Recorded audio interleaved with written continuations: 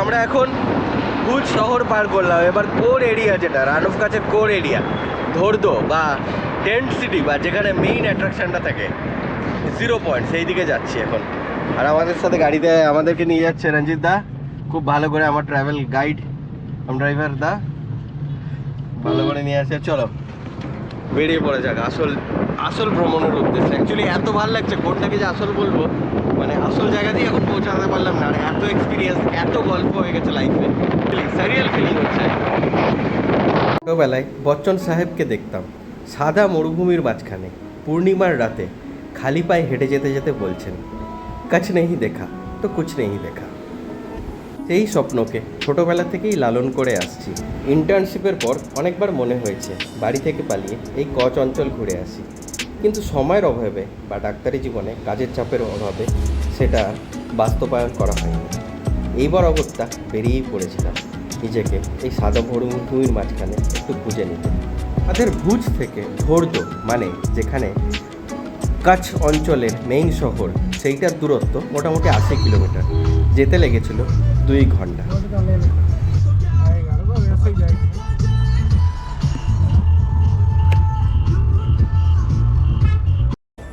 যে সময়ের কথা বলছি সেই সময় ধুরন্ধর ফিভার তখন পুরোপুরি কেটে ওঠেনি। নিজেকে কিছুটা ধুরন্ধরের রণবীর সিংয়ের মতন বেদুইন মনে করে এগিয়ে যেতে লাগলাম ধোর্দো বা সাদা মরুভূমির উদ্দেশ্যে।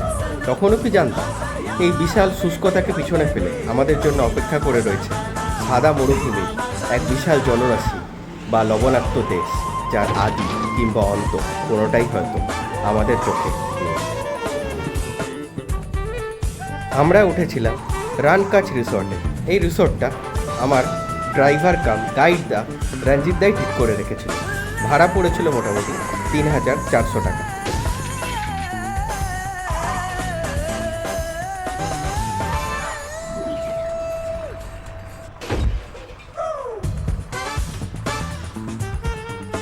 ये है दादा बोलছে, দাদা একটু এক্সপ্লেন করে দেবে। ये बुंगा, हाँ जी बुंगा, ये है बुंगा ट्रेडिशनल बाथरूम, ये है ठीक।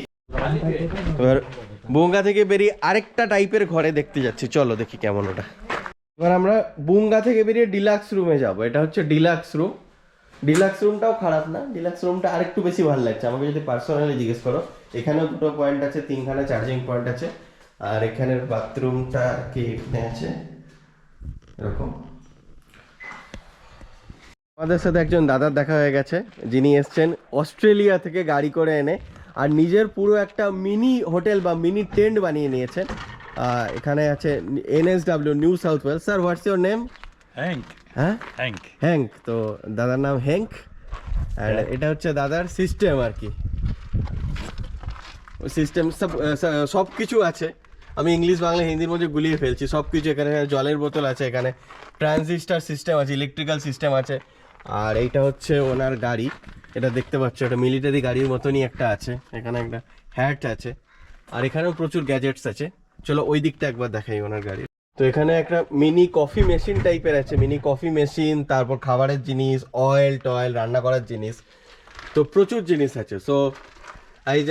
So this is a new experience for me also sir. Thank you. তো ভালো লাগলো দেখে এরকম যে ভুজে আসতে চাইছে সবাই। অমিতাভ বচ্চনের সবাই কথাটা শুনছে, কুছ দিন তো গুজারা গুজরাট মে। আর যারা বলছিল যে এত কেমন ওভার রেটেড জায়গা গিয়ে কী করবো, তারা দেখো অস্ট্রেলিয়া থেকে ভদ্রলোক এসছেন এখানে পুরো জিনিসপত্র নিয়ে। মানে ভাবতে পারছো অস্ট্রেলিয়া থেকে এসছে ভুজে, আর তোমরা নর্থ বেঙ্গল থেকে আসছো না। এই হচ্ছে আমাদের কাছের হোমস্টে। একবার ভালো করে দেখিয়ে নিই জিনিসটা। তো এটার প্রাইস পড়লো আমাদের 3200 টাকা। 3500 টাকা বলছিল, একটু রিকোয়েস্ট করাতে এবং নিজের পরিচয় দিতে 3200 করলো। তো একটা মজার জিনিস আছে, সেটা হচ্ছে বাইরে যদি তোমরা বেরো, এইখানটায় বাইরে রোদে যদি বেরো তাহলে টেম্পারেচার অনেক ঠান্ডা, কিন্তু যখনই রুমে চলে আসবে তখনই অনেকটা গরম হয়ে যাচ্ছে। হোটেলে খাওয়া দাওয়া সেরে আমরা পৌঁছে গেলাম উৎসবের প্রাণকেন্দ্রে। এখানে বলে রাখি, তোমরা যদি এই উৎসবের আনন্দ পেতে চাও তাহলে টেন্ট সিটিতেও থাকতে পারো। ভাড়া মোটামুটি 7,500 থেকে 8,000 থেকে শুরু হয়। না, আমি এই টেন্ট সিটিতে থাকিনি, তবে তোমরা থাকতে চাইলে গুজরাট ট্যুরিজম থেকে এই টেন্ট সিটির বুকিংটা করে নিতে পারো। শুনেছিলাম এই টেন্ট সিটির বুকিং নাকি অফলাইনেও হয়, তবে সেটা subject to availability.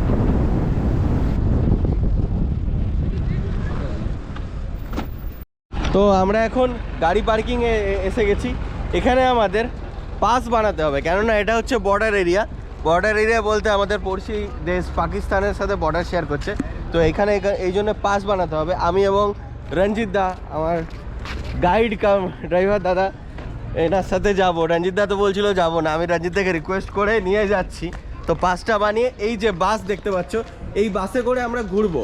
So finally যখন জুনিয়র ডক্টর ছিলাম, ইন্টার্নশিপ থেকে স্বপ্ন ছিল যে রান অফ কাছে ঘুরতে আসবো, আজকে সেই স্বপ্ন সার্থক হলো। এইখানে হচ্ছে ইয়ে ফোনটা দেখিয়ে দিই।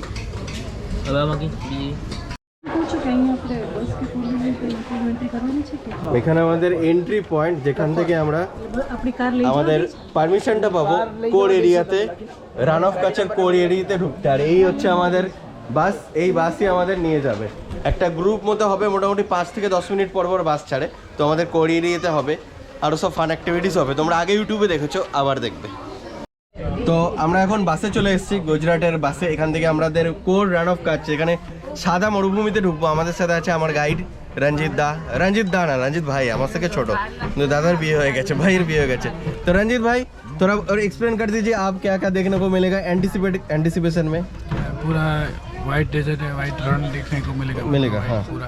और कल्चर एक्टिविटी होगा थोड़ा बहुत, वो भी दिखेगा आपको वहाँ पे, बढ़िया वाला। हाँ, अब हम पहले जाएंगे वाइट डेजर्ट में, फिर वहाँ से रिटर्न आएंगे थोड़ा, फिर एक्टिविटी शाम का नाइट आउट का वो देखेंगे। बस का कितना स्टॉपेज देगा, कितना जगह स्टॉपेज देगा? बस एक ही, सीधा एक ही स्टॉपेज देगा ना। फिर रिटर्न में एक आएगा जो अपना एक्टिविटी है। अच्छा, एक्टिविटी है। 0 पॉइंट के सामने जा सकते हैं क्या? हाँ वही लास्ट 0 पॉइंट लास्ट है, उसके सामने नहीं जा सकते। वही है, एक ही है, सब पूरा रानी है। फिर রানী देखिएगा। তো 0 পয়েন্টের সামনে যেতে পারবো না। এবার আমার সাথে কিছু বিএসএফ দাদাদের পরিচিত হলো, আমাদের এরিয়াতে নর্থ বেঙ্গলের ওই সাইডেরই ছিল। তাদের সাথে জিজ্ঞেস করি দেখি কতটা এক্সপ্লোর করা যায় এই রান অফ কাজকে।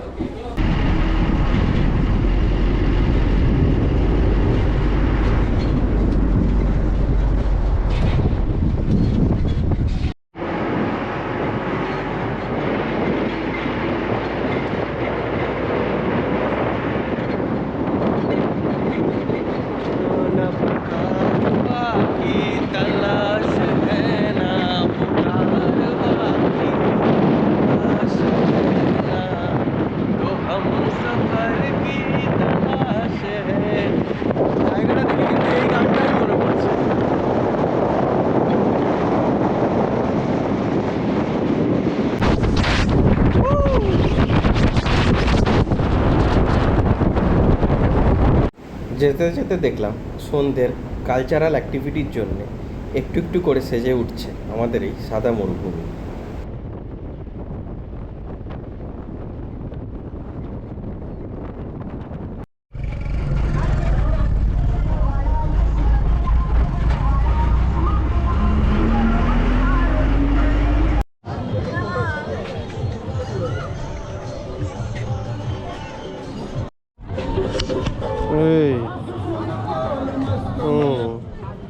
इंट्रोवर्ट कैमल, बैठ जाए यहाँ से वीडियो इंट्रोवर्ट कैमल ना देखाচ্ছি।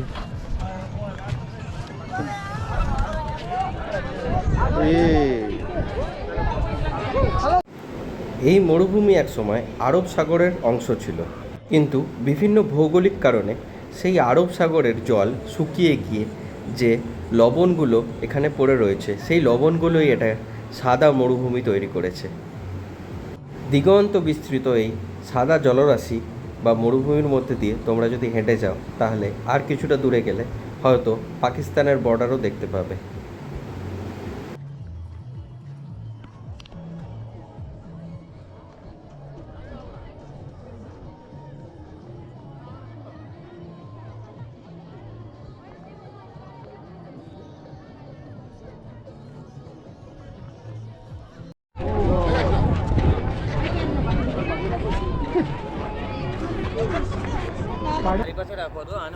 প্যারাগ্লাইডিং বা প্যারা মোটরিংয়ের মতো স্পোর্টসেরও এখানে ব্যবস্থা আছে।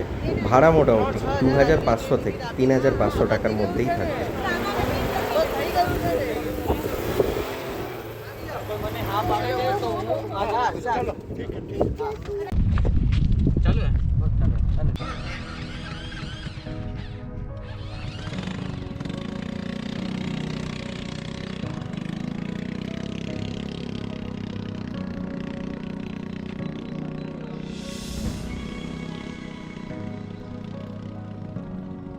আমি প্যারাগ্লাইডিং বা প্যারামোটরিং কোনোটাই করিনি, তবে এই ডেজার্ট সাফারির মিনি জিপে চড়ে অ্যাড্রিনালিন রাশের ফিল নিয়েছিলাম অবশ্যই।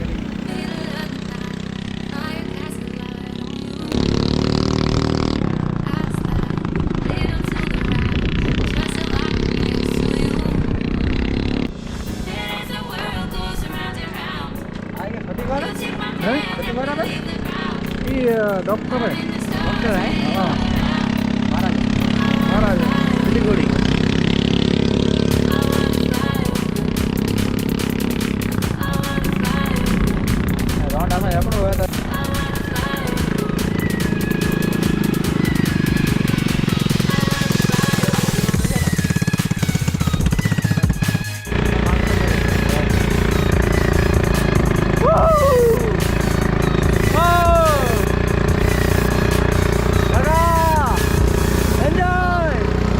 ওদেরকে ওভারটেক করবো, চলো প্যারালাল রান যাবো, চলো ওভারটেক করবো। ওভারটেকটা দেখো, ওভারটেক চলো চলো চলো, पहले धीरे करते आप ओवरटेक करेंगे। चलो ओवरटेक दिखाओ, सामने सामने overtaking, we are overtaking another car.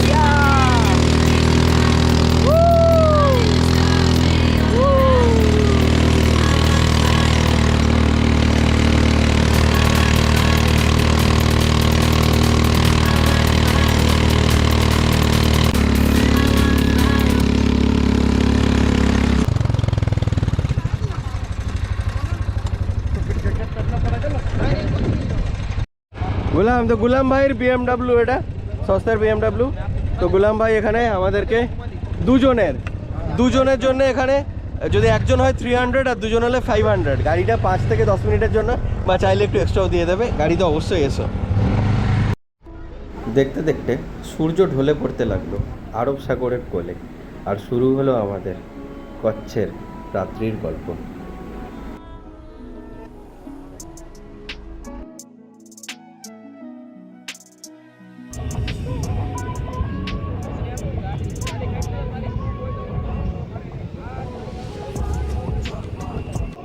Pakistan দেশটা 50 কিলোমিটার দূরে দাঁড়িয়ে চায়না গেট বা চায়না টাউন বলে বলিউডের কোনো পুরনো মুভির গান শুনতে শুনতে কচ্ছের সূর্যাস্ত দেখতে লাগলাম।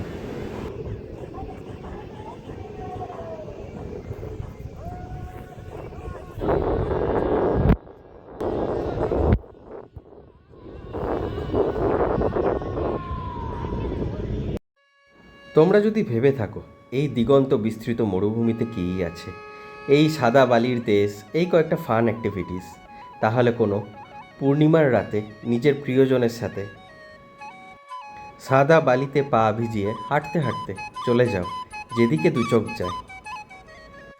দেশের প্রাচীর আছে, সীমানা আছে, মানুষের কল্পনার তো নাই।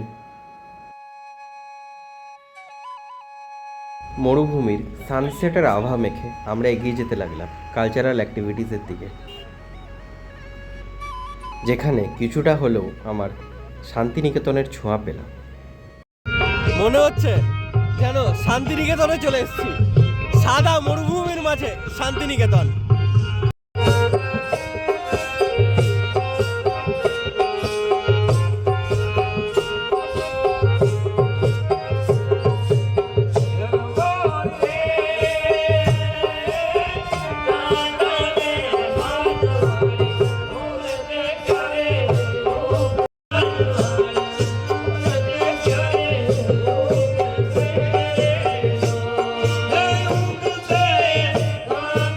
से ही जाने जाते हैं।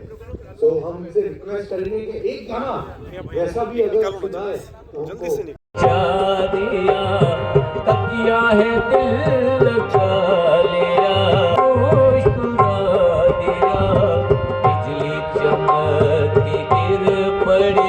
টেন্ট সিটিতে ঢোকার অনুমতি ছিল না, তাই বাইরে থেকে ওঠা দেখে আমরা রওনা দিলাম রিসর্টের পথে।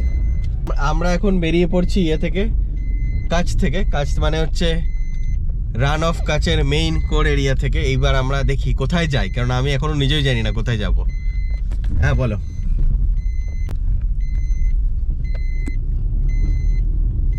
আচ্ছা ঠিক আছে, এটা ওটা ভয়েস ওভার দিয়ে দেবো তাহলে।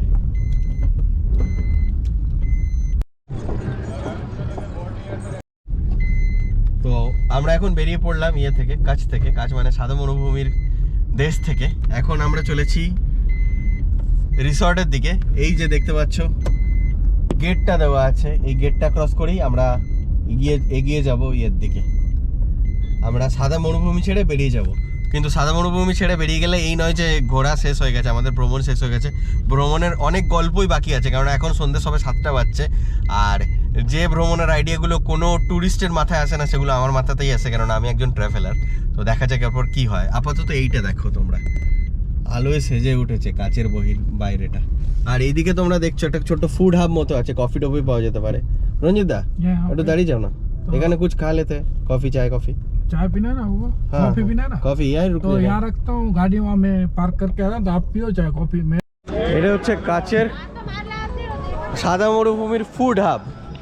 এখানে দেখতে পাচ্ছ সব কিছুই পাওয়া যাবে, জুসের দোকান আছে, ম্যাগির দোকান আছে, সব কিছুই আছে। কফির দোকানও আছে, যেটা খুঁজছিলাম। এইখানে হচ্ছে কফি আছে, প্রচুর রকমের আছে, তন্দুরি কফি। তো তন্দুরি কফি ট্রাই করা যাক। ভাই তন্দুরি কফি হবে? এই তো রিসর্টে ফিরে এসে বুঝলাম এক ফালি চাঁদও আমাদের সঙ্গেই ভ্রমণ করেছে।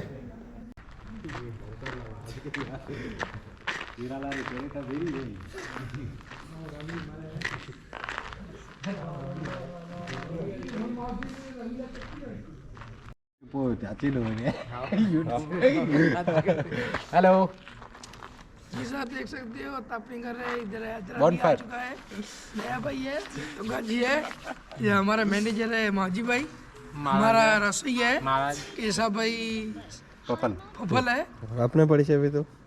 ये दिनेश मालदारी। इनेश मालदारी हूँ मैं, अच्छा इधर गोरेवाली काम कर रहे हैं, अच्छा निवासी हूँ मैं। भैंसों का दूध का काम कर रहा हूँ, मेरी भैंस 120।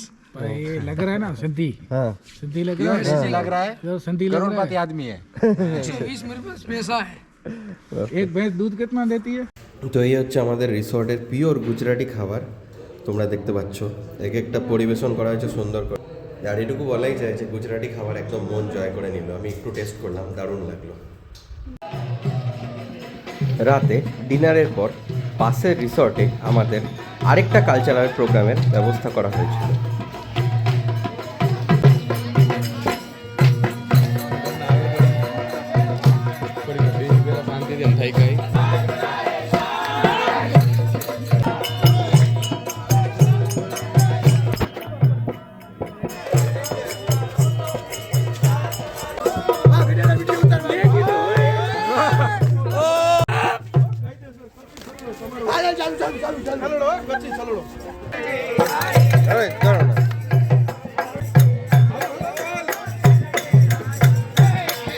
ভাই আমরা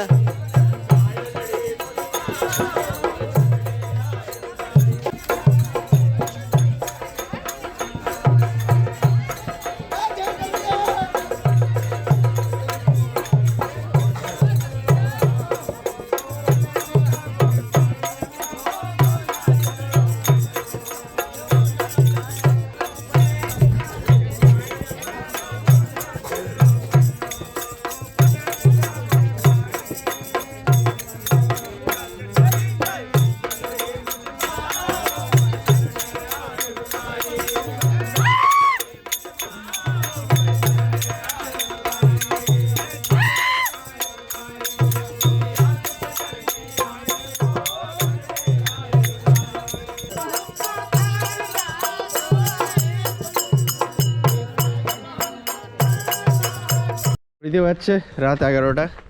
মোটামুটি মনে হয় আজকের অ্যাডভেঞ্চার শেষ, কেননা এখানে খুব তাড়াতাড়ি সবাই শুয়ে পড়ে। আর আমার কাছে তো 11টা মানে কিছুই না, অ্যাডভেঞ্চারের শুরু।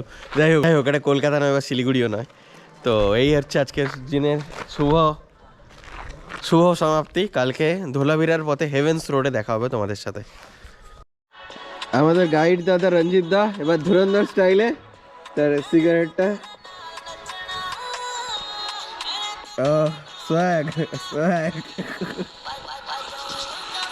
এখন বাজছে ঘড়িতে রাত 12:10। আমি আছি কোথায় আছি জানি না, in the middle of nowhere in Gujarat. আর চলছে এখানে ধুরন্ধরের গান চলছে আর এখানে বন ফায়ার হচ্ছে। আর আমি এর বেশি কিছু বলছি না, বলা হচ্ছে যেন নর্থ বেঙ্গলে আছি, মানে মনে হচ্ছে না যে বাড়ির বাইরে আছি, ऐसा घर जैसा फील हो रहा है। टाइम हो रहा है 1 12 है 12:10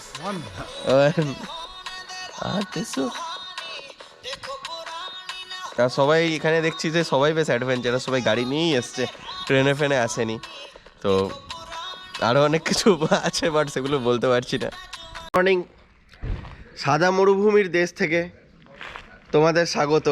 আজকে ডে 3 বা ডে 4 বলতে পারো। আমি এখন আছি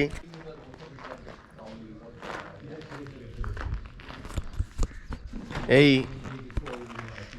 কটেজগুলোতে। এরপর চলো দেখাই তোমাদের কি কি গুজরাটি ব্রেকফাস্ট পাওয়া যায় স্পেশালি। তো চলো গুজরাটি ব্রেকফাস্ট টেবিলে গিয়ে তোমাদের সাথে দেখা হচ্ছে।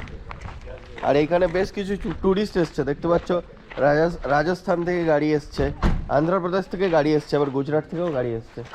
তো মানে ইনক্রেডিবল ইন্ডিয়া যাকে বলে, সব জায়গা থেকে এসছে।